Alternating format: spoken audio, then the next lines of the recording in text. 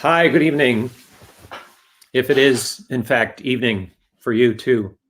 Thanks for joining us. I'm Jeffrey Ruoff, a faculty member in film and media at Dartmouth College.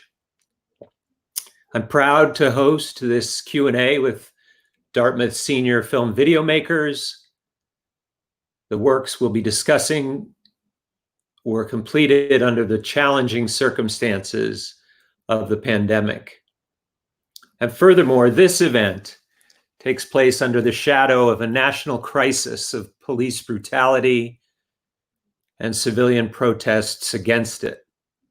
My colleagues and I would like to express our solidarity with faculty, students, and staff of color, and with all who suffer from and struggle against the American epidemic of racism. Working in fiction, documentary, animation, and experimental forms, our seniors include Sia Peng, Elisabeth Sanson, Sophie Whittemore, Ileana Sung, Nick Windham, and Long Do. Most of their videos were advised by our newest faculty member in the department, Professor Iyabo Kweyana, who deserves special mention for her dedication. It's good to see you all. Welcome.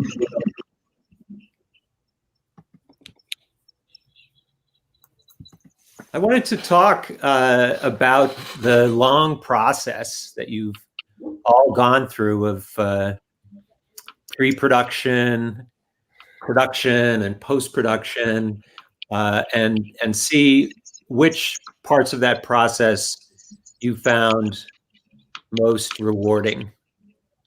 And I thought I'd start with Sophie. All right. So this was my first film, essentially, I ever made. And I showed up at Peter Chiardelli's office and went, help. But he helped me, gather an amazing cast and crew who honestly all worked together to help make this film. And I have to say I learned so much just about the entire process from them, and I couldn't have done it without them. So the shooting process for you was exciting and more exciting than nerve-wracking? It was definitely exciting, and honestly, some parts just weren't planned. So I know Cece had a part in the film where she had to do a montage, and that entire segment was just improvised. Great. So, yep. Okay, so and Elisabeth, you worked for many months on your documentary. What parts did you find personally the most satisfying? Well, I would say editing definitely took the longest.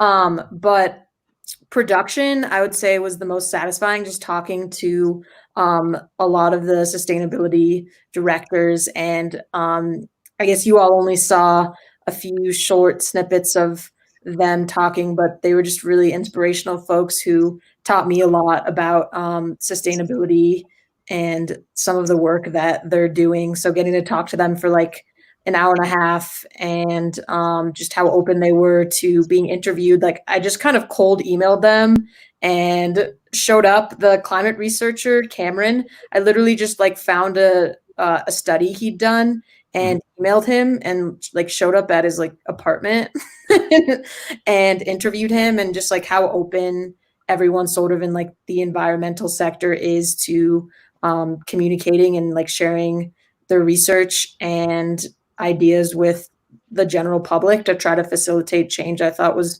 really inspiring, the fact that they were willing to take time out of their busy schedules to talk to a student.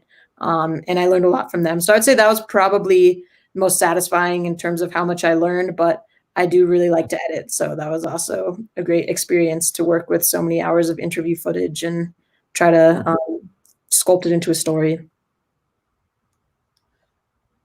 Okay, Ileana. the director of timelines. What for you is the most rewarding aspect besides finishing the video itself?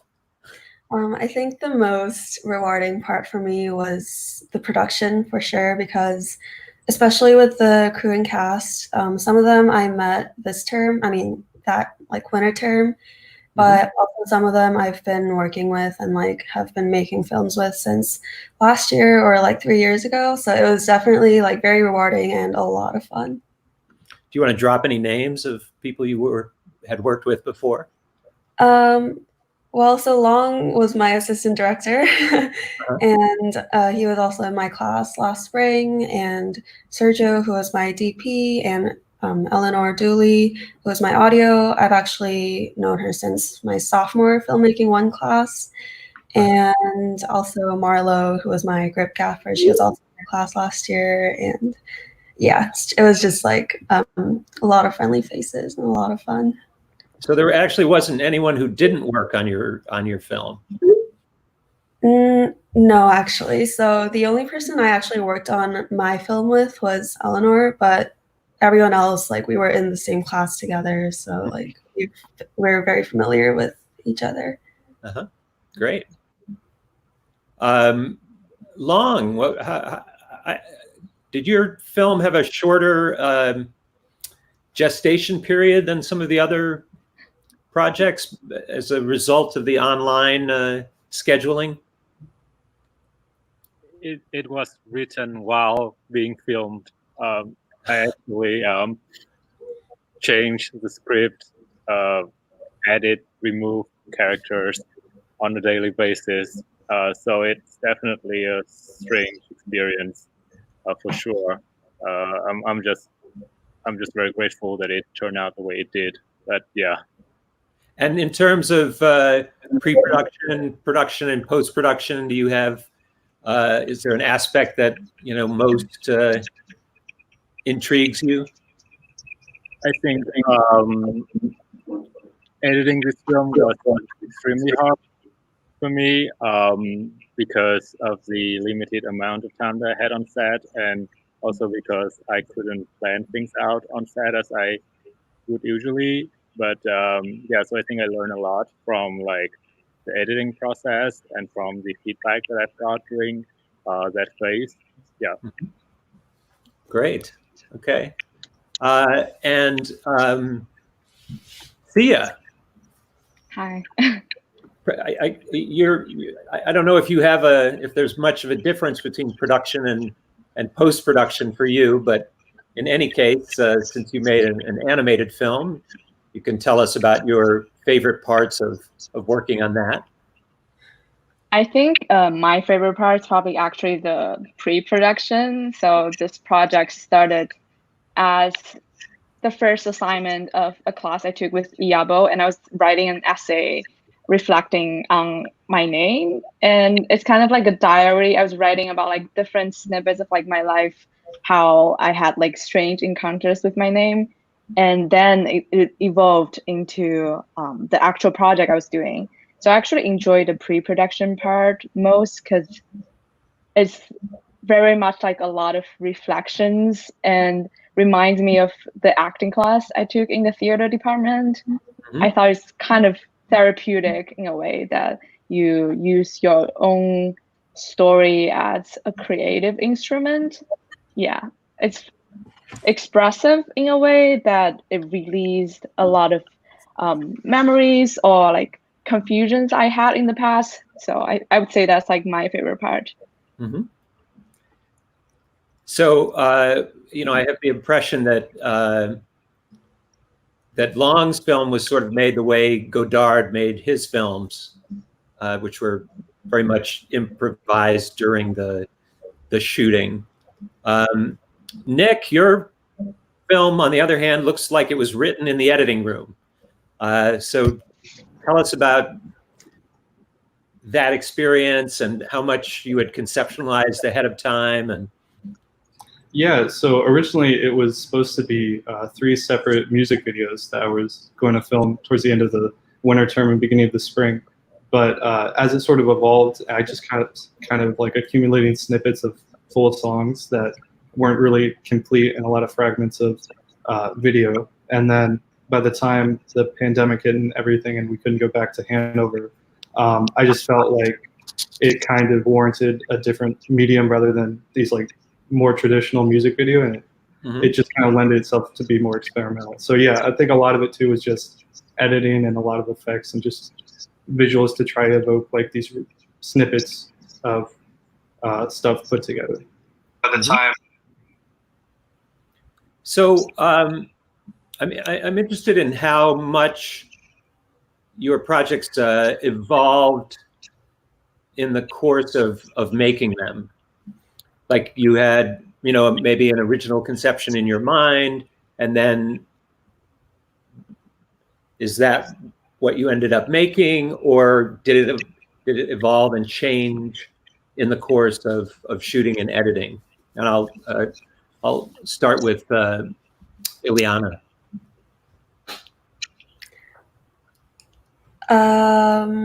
I guess it did evolve throughout the process for sure. I had to revise my script multiple times after I made it.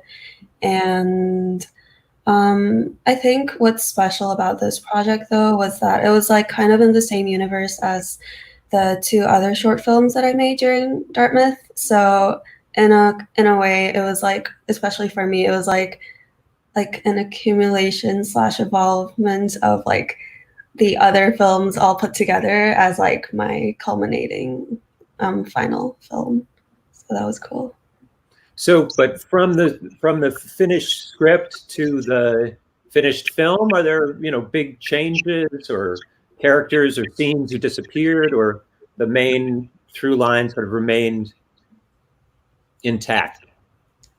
I think for the most part, it was kept intact. I did like when I was editing, especially though, because like things were so different than what I was expecting them to be, like especially like with Corona and everything. I think the original mood that I was going for wasn't as sad or dark, but it ended up being that way while I was editing, and I think that was pretty interesting too, especially. Mm-hmm. And so potentially animation is less spontaneous medium. I don't know. But Sia, did you see your film evolving as you were drawing and making the cells? Did the emphasis change or the order of certain scenes? I think probably most change happened as I'm writing the script. So the original script was like the writing style is like essay-ish and it's pretty long, and I had to like, so what I did was like I had this visual and textual script side by side, so I'm pretty much like drawing like visuals according to each sentence or snippet, and in the end like picked one when I went into the actual animation. But at that stage, I think most of the script stayed the same. Mm-hmm. Yeah. And Nick, leaving for the moment the music video idea, once you were working on the found footage, how much of that was sort of, had you pre-visualized, and how much of it was just a matter of discovering things? Yeah, I think a lot of it was discovery. I really had, since it changed so much from my initial idea, I think a lot of it was just kind of going down YouTube rabbit holes and finding really interesting clips, and like these really, I found like this obscure like 1960s anti-smoking ad that I thought was just great. And some really interesting like old drive-in previews. So a lot of it was just kind of like different ideas bouncing off of one another that just kind of, I thought were interesting to kind of accumulate together. Mm-hmm. Sophie, your film is pretty tightly structured. Did it change at different points from the script to the shooting to the editing? It definitely changed a lot. So I think the reason it was tightly structured was because I ended up cutting entire segments from the beginning and end specifically. I know there was one scene in particular I thought would work just great, but it probably had more of a theatrical base, where Kiki would assume that Sir Alex was the one calling instead of her best friend and immediately run towards the phone and get really awkward. But then Professor Flanagan, who was my advisor, informed me that we have contacts now and we can see who calls us. So that ended up getting cut. But yeah, it So was you a lot of didn't- cutting on the editing floor. Did you actually shoot that scene? Yes. Okay, and then removed it. All Yeah. right. And Elisabeth, certain documentaries such as your own don't have scripts in the same sense. So can you talk about the evolution of your idea from research and pre-production through production through post-production? Yeah, definitely. Well, I guess Professor Ruoff, you would know as well as anyone. Professor Ruoff was actually my advisor, so has seen the film through a lot of the different stages. So thank you so much for helping and seeing that progression. But yeah, my film was definitely changing at one point, like every day, specifically like in the editing room. And yeah, based on, I think I was in Professor Young's theory, 2 different theory courses in the fall and the winter. And whenever I'd get sort of like excited about like a filmmaker or theorist and like really inspired by them, I'd be like, oh my God, now this film needs to change order. So it was definitely changing a lot. But I think in the end, what really helped shape it into more of a story was making like a final paper cut and just eliminating any repetition, because a lot of the skiers interviewed, they were asked the same questions. And so in the beginning, it was a lot longer. It was like twice or 3 times as long. And it just was a lot of people saying interesting things, but the same things. So that had to be cut. And I think sometimes it's really hard in a documentary to sort of, and in a fiction film as well, when you're editing it, if you know how long you drove to get a certain shot, or how much you wanted to include a certain idea based on like a theory that you really align with, or you had to like hike up the mountain to get that ski shot, so that has to be in the film. So someone calls it kind of like killing your babies, like taking out, it's like so hard, you have to like take out that one shot or that one quote that you worked like so hard to get. But so that was really hard, but in the end I think it came together and definitely changed a lot. Well, Elisabeth, in the end, found a very nice balance between experimental and sort of more traditional forms of documentary, and she had to fight with me to get those experimental parts in, because I struggled with them a lot. But the balance in the end, I thought, was very nice. Long, you've described already some of the circumstances of sort of shooting on the fly and in changing the story as you're going. Is that the opposite of how you would like to work as a director in the future? Or given that the film turned out well, is that a way that you could see going forward?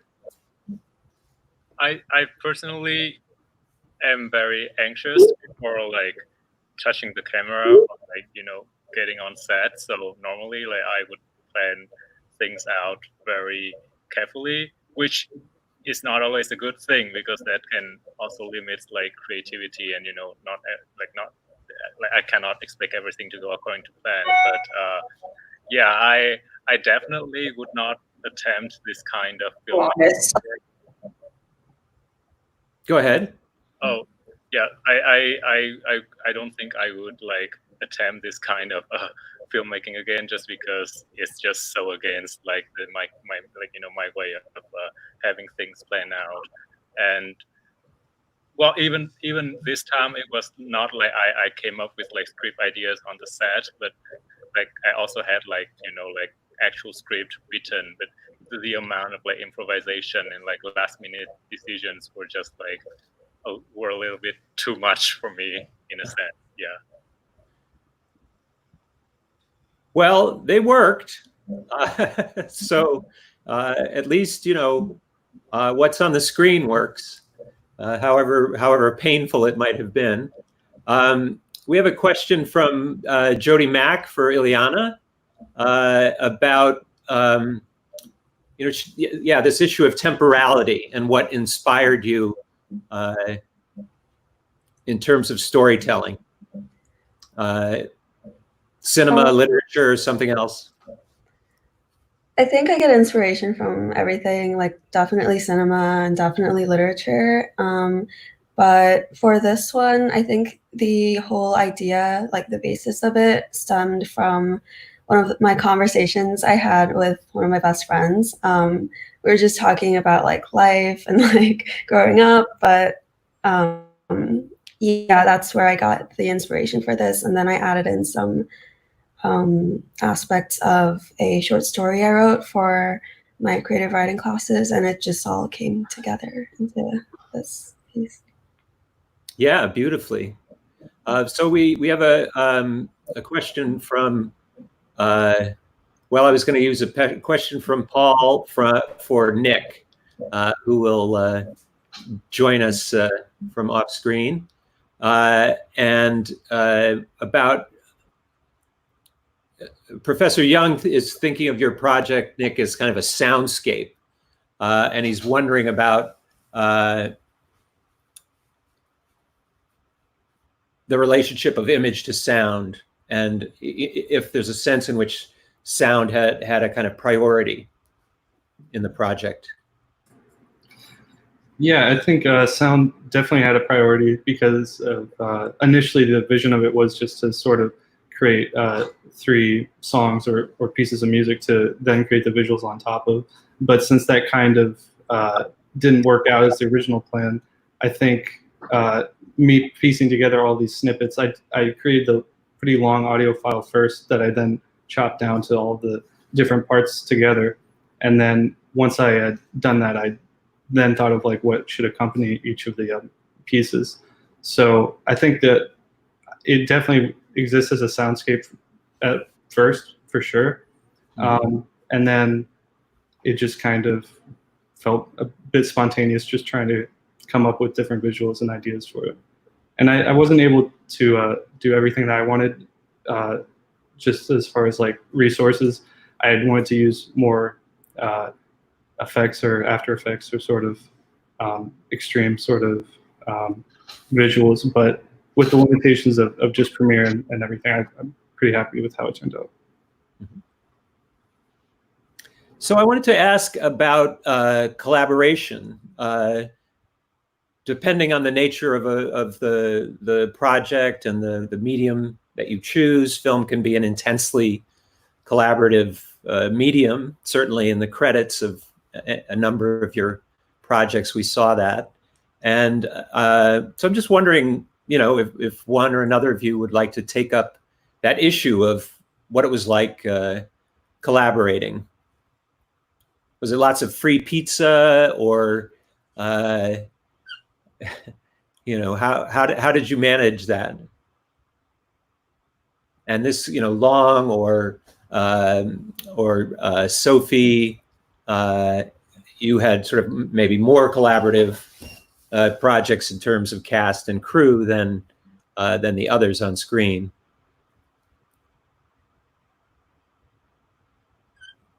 Well, this time, because of the pandemic and the safety guidelines that I want to follow, I actually did not have a crew. I just benefited from the generosity of my actors, and it was quite painful, even on a physical level, to have to do sound and camera and directing at the same time. So what this has taught me is, once again, the power of like having your peers around you, where you can like feel safe and comfortable on set, and where you feel like you're not like juggling everything at the same time. So if there's one main thing that I could take away from this experience, it is to never like make a film, make a narrative feature, like short film or feature all by myself again, and to always try to like, benefit from the help of my filmmaking friends. Well, and you were also long able to corral a terrific cast. Quite a number of roles, and that's an important part of collaboration as well. Since you're not throwing thousands of dollars at them yet to be in your film. Sophie or Ileana, would you want to talk about the experience of collaborating? Ileana talked a bit already about the fact that she had worked with a number of the people in her film before. So maybe we can start with Sophie. Sure. So as I mentioned before, this was my first film, which meant that, collaboration played a very big part on learning like the best way to approach the production process. Dooley was the first one that I reached out to, Eleanor Dooley, who worked as director of photography on the film and brought in a lot of ideas of aesthetic. I know we were looking at like San Junipero from Black Mirror and Pose and Ready Player One, and bringing those all together to make like this video game film with this aesthetic lighting design and music. And then, of course, there was Chris Williams, who was AD, alongside an amazing cast of Izzy Bresnahan, Cece Zuckel, and Nat Stornelli, who all brought their own like ideas of the characters that I wouldn't have initially thought of, but then brought like energy to set every day. So it was great. Nice. And Ileana? I already talked about my crew. It was amazing working with them again and collaborating. In terms of the cast, I had a little trouble with casting because I just wanted it to be more inclusive. So diversity was very important to me, and it was kind of hard to find people who were on during winter term who could also act and had the time. So actually Professor Iabo helped me a lot in that aspect, which I'm really thankful for. And with all the people that helped out, it was just very fun. Like everything was all about, the whole process was about collaboration. So. Right. And did you feel the weight of the pandemic as you were working on your projects? In a way that influenced the final versions? Sia, you might have completed yours before the pandemic. Yeah, so mine was a side project in a class. So in that class was like last term. I was lucky to finish everything before Corona hits the country. Yeah. Right. Okay.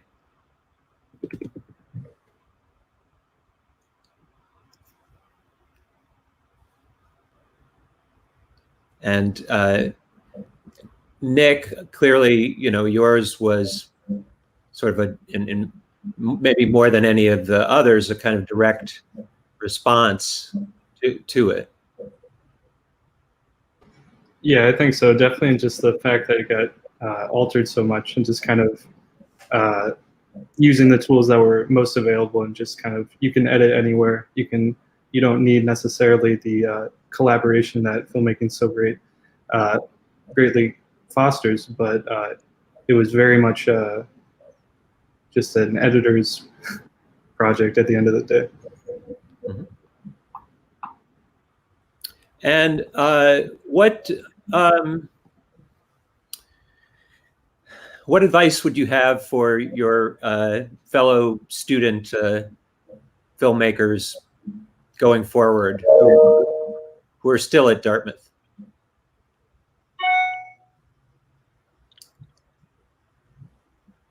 Long?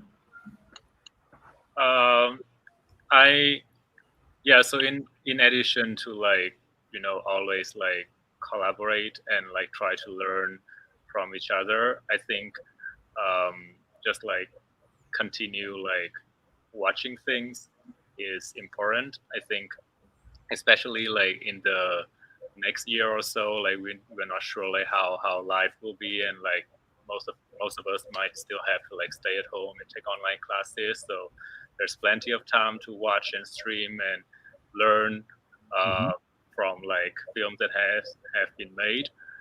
And like one of the things that I've noticed is that like if we have like a limited amount of time, then normally we would tend to like pick like certain names or like certain directors to check out. But I think now that we have more free time at home than usual, then it's actually a good opportunity to like diversify like our like taste or like our films that we want to watch and films that we would like to learn from. So like just like support like minority directors and women and like LGBT directors. I think this is like a really good opportunity to kind of learn from them and like support them as well. I think right now it's like common to feel very isolated and afraid, and so I'd say right now, please remember that I hope everyone's staying as safe as possible during the COVID-19 period, especially for disabled folks and immunocompromised people and the elderly and people who are just left out of the conversation. And one more general shout out, please donate to Black Lives Matter and organizations for queer, trans women of color, because it is Pride Month, it is June, and Marsha P. Johnson and Sylvia Rivera, queer, trans women of color, are the ones who started the movement. And ultimately, also remember for creatives that you're seen, you're valued, you're loved, and please don't stop creating because we need to hear your voice. I wish I had said that. Ileana? Just to add on, definitely keep on watching things, keep on editing, keep on writing, and maybe think about the kind of stories that you want to tell. And because, I don't know, yeah, and I think it's okay to be a little ambitious in your projects in college, especially because this may be the last time you get the chance to do so with all the resources that BVAC and the film department provides. And once we go into the real world, it might be a while before we have that chance again. So take advantage. Sia, thoughts for younger fellow filmmakers? Yeah, so I think maybe try a lot of different classes, because I feel like film is such an interdisciplinary subject or field. I think like almost like everything that you took, even though it's like not a film class, could be a source of inspiration. And I think that goes sad with like even if after you like graduate and you're not doing the film work like immediately, I think don't like panic about it. Like I panicked about it, but I think you can almost like reframe the story, because like everything you experience could be a raw ingredients for the stories you can tell later. And yeah, and also maybe explore yourself, use yourself as a source of inspiration. That's something I didn't discover until later in my college. And I think after I hit that point, I think I can tell the stories that I can relate most to. And I kind of like that. Elisabeth, any advice for students coming down the pipeline? Yeah, totally. So for one, I guess just echoing what Sia was talking about, don't be afraid to be reflexive in filmmaking. Like it can be scary, but oftentimes I feel like if you tell stories about what you know, they can end up being really powerful. I think even a lot of these fiction films seem pretty reflexive, and everyone did such an awesome job with that. I would, also say just don't be afraid to be inspired by film theory and film history classes. I think as a person who really likes to edit and get into production, it can sometimes feel daunting to be like watching films rather than creating them. But I think there's a certain like power in being inspired by influential works from the past. So don't shy away from taking those classes. Okay, so any, well, I thought I would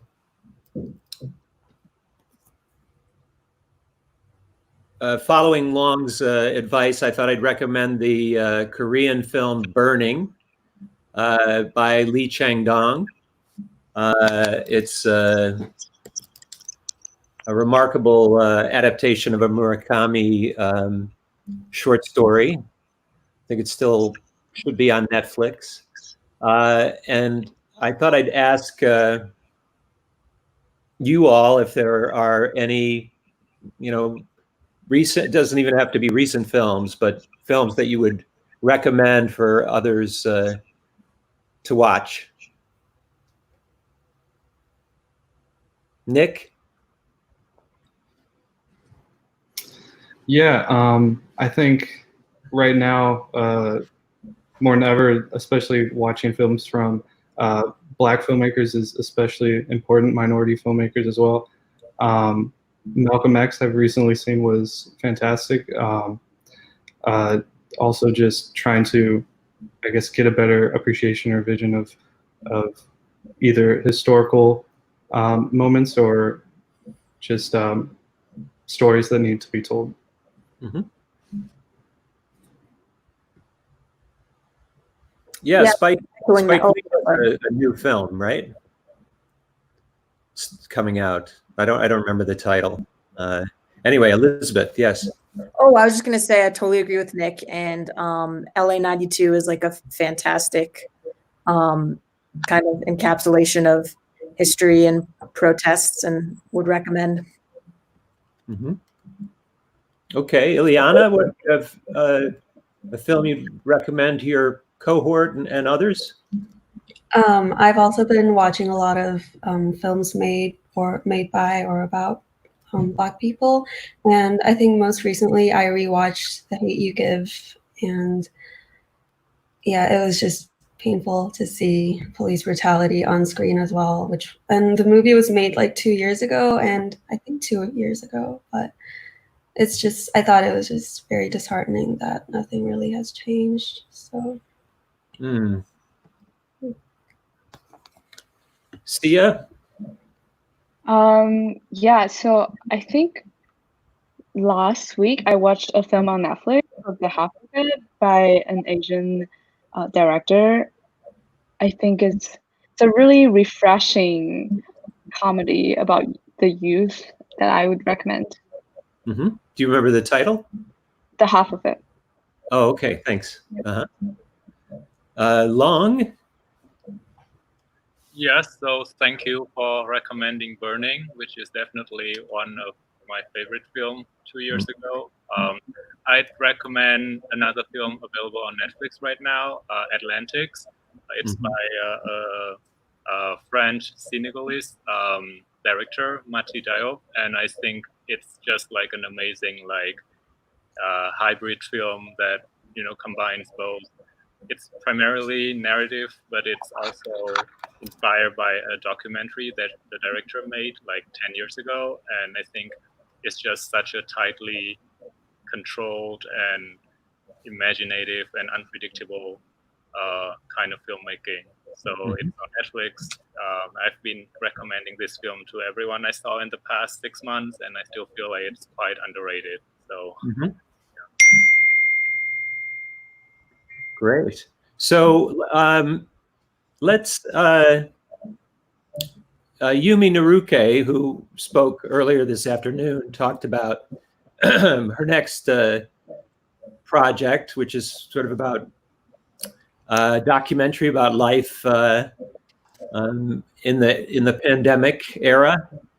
And I'd love to hear. We'd all love to hear about what projects interest each of you going forward. If you know what your next film might be. And Sophie, you want to share that with us? Yeah, so I've been practicing writing TV scripts. Practice makes perfect, and it's been a lot of practice. I can't believe that was your first film. Yeah. Lots of practice. Practice. And currently, I finished and am polishing a TV pilot about two queer best friends who fake being straight to win the title of prom king and queen at a conservative high school, and it's called Prom Queen. And essentially, it's just about fighting to keep authentic and not lose that part of yourself, while also what it means to have to be forced to hide yourself in communities that don't necessarily accept you for who you are.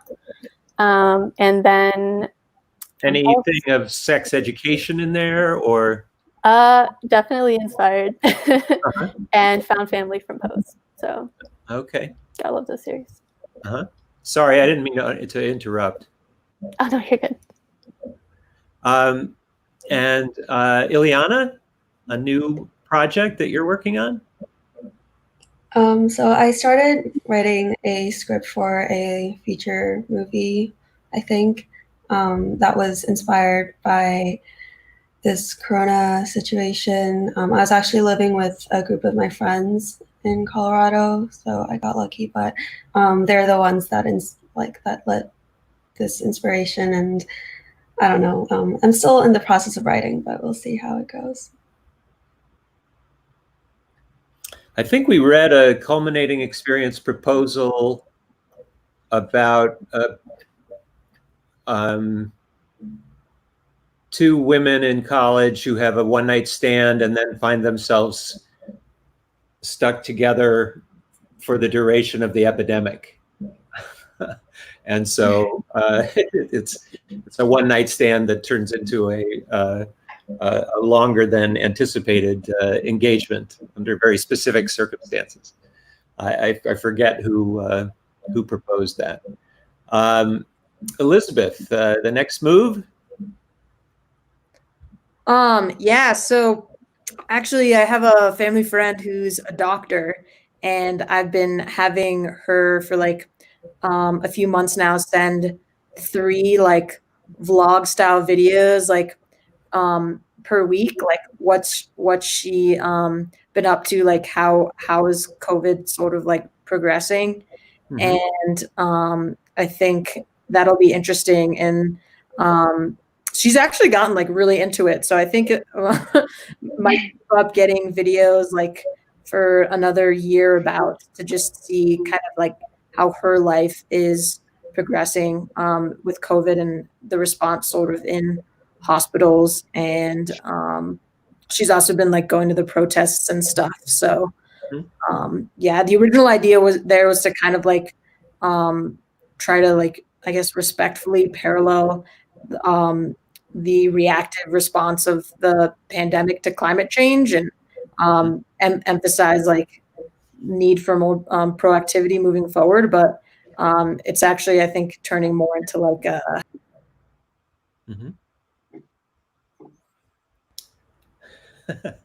it's turning more into a monster movie.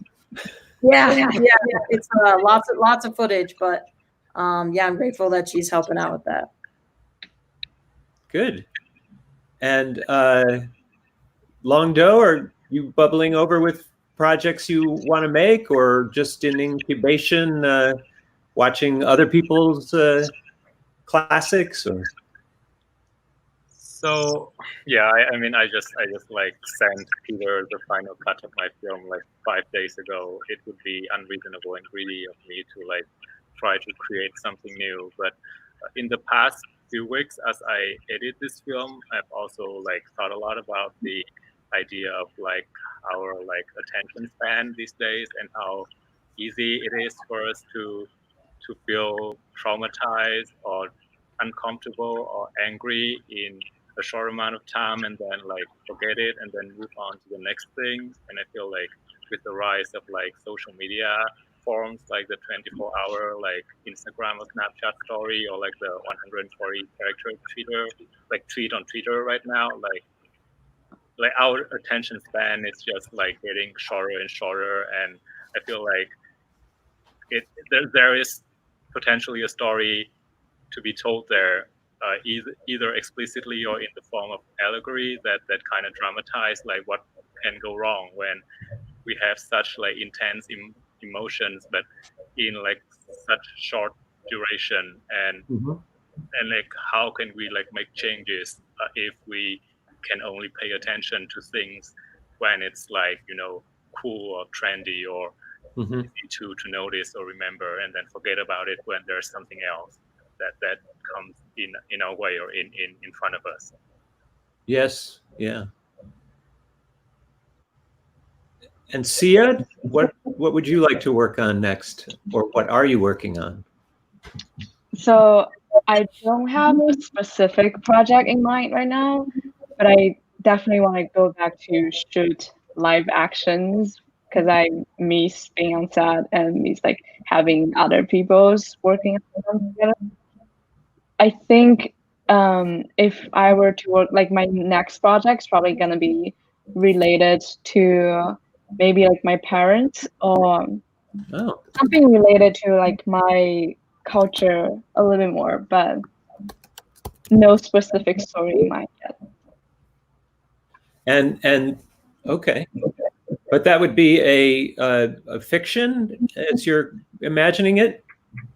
Yes, I might use some like real life events as, you know, like the inspiration, but I think the actual story will be like dramatized. And Sophie, did I ask you about your next project? I did. Okay, sorry. Yeah. And okay, so I was just checking to see if we had any more questions from the crowd.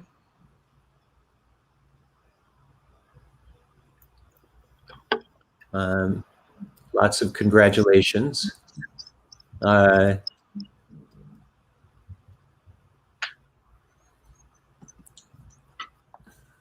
If you were to specialize, would you want to write or direct or produce or be a cinematographer or a sound editor or an editor? Nick? I think after this, I've really appreciated how difficult and rewarding editing, especially animation, can be. Because I think the small animated segment I worked on that was maybe 40 seconds took a large bulk of the amount of time that I had put into the entirety of the project. So I think that would be an interesting avenue to explore more of. I think I've definitely gotten a lot of great experience at Dartmouth directing and editing just more narrative pieces with footage. And I think I'd be really interested in sort of exploring writing more as well. So I think those would be really interesting. Ileana? I think definitely my ultimate goal and the thing that I'm most passionate about is writing and directing. But I'd also love to explore art directing, production design, and color grading a little more. And why is that? Just I don't know. I just think color is so interesting, and I've always been into architecture and design and like more visual art. So I think that would be very interesting to see how that works like in film. Are you a Wes Anderson fan? Not really. I just saw an Honest Trailer spoof of his collected works, so I was thinking a lot about production design, and as a result. Sophie? So probably a focus on writing. I started out writing books more. I have a book coming out in 2021 that I also work on. Congratulations. Thank you. And it's definitely a giant change, switching from writing books to writing for the screen. So it's going to be a lot more of practice for that, which is probably why I ended up having to edit a lot of my conversations for the script. But I'm excited for it. Mm-hmm. And Long? I think I had like a great experience, like incorporating the feedback from that I received from my advisor Yabo and from other people like Samantha, for example, when editing this film, and I've learned a lot from all of those comments. So I think like maybe like editing could be like something that I'd be interested in. It's also like it has a lot to do with the idea of like you can contribute without like having to be like on a set with a lot of people, with all this like social distancing context that is going on right now. Yeah. Mm-hmm. So we have a question for Elisabeth, who's off screen, about what are your thoughts, Elisabeth, on art and social change? Because there's a quote in your film that Professor Mack refers to about sustainability can be profitable. I don't know if Elisabeth can hear me or not. The question was also for Long, given the sort of fiscal negotiations of friendship that that happen at the end of your film. What do you think about what are your thoughts on art and social change? Oh, this is a hard question. I think that of all the art forms that students can like that we learn here at Dartmouth, for example, I think filmmaking is the one that is dependent the most on money, because you need the equipment, you need the crew, you need actors. It's something that you just cannot do all by yourself, like say creative writing or painting. So I think like just to try out all of this, in addition to like learning about like film history and like film theory in the past 4 years, have taught me a very important lesson about like the not so innocent status of film as an art form when it comes to like capitalism or like money and resources and class. So yeah, I think it's a tricky question. I think we should all be aware of that fact. And one thing that I'm usually very cautious and like worried about is like how like people tend to say that like a film has this much power to subvert this or that, and like like this is considered to be radical or like anti-capitalist. But then if one actually looks at the money that goes into the production, then maybe there is the different story to be told there. And I think we should all kind of like be like a little bit less naive about the capacity of art in this age. Sorry if I'm being too pessimistic, but yeah. Well, Godard's Tout va bien from 1972 opens with the credit sequence in which the checks are being written and signed on camera for all of the different expenses related to the making of the film that you're watching. So it's certainly an issue that artists have wrestled with in a variety of different media, for a long time. I think we all, want to applaud how you have all supported each other during this period and in production, and hang on to that, collaborative spirit of working with others, and helping them and them helping you on your projects. I want to thank the Department of Film and Media for organizing this event, especially Iabo Quayana and Jody Mack, Peter Chardelli, and Everest Crawford. And congratulations to all of you, and we look forward to following your work in the months and weeks and months and years to come. So be well and stay safe and stay in touch.